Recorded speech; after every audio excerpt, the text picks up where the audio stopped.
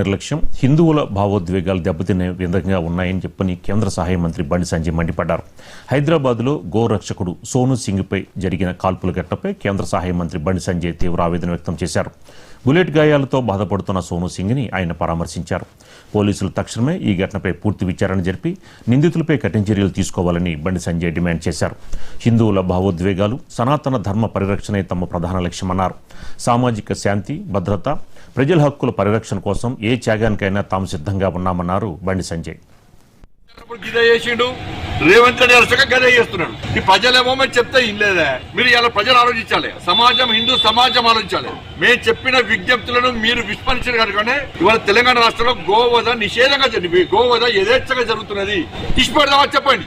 ఇలా మా కార్యకర్త ఇలా చావు బతుకుల మీద కొట్లాడుతుంది కదా. బతుకుతాడా చస్తాడా తెలియదు ఆయనే.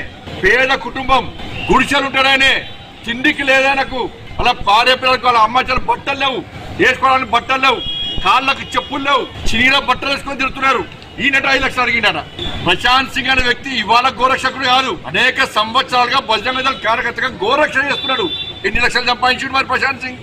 ఎన్ని బిల్డింగ్లు అనుకున్నాడు? ఎన్ని బట్టలు కొనుక్కున్నాడు?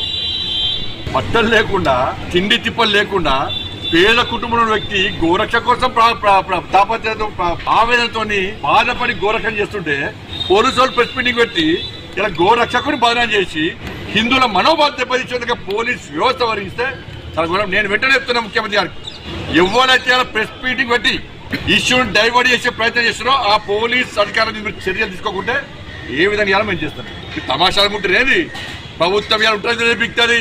ఈ ప్రభుత్వాలకు భయపడేటువంటి వ్యక్తులం కాదు మేము. ఏ సరైనప్పుడు గిదే చేసిండు.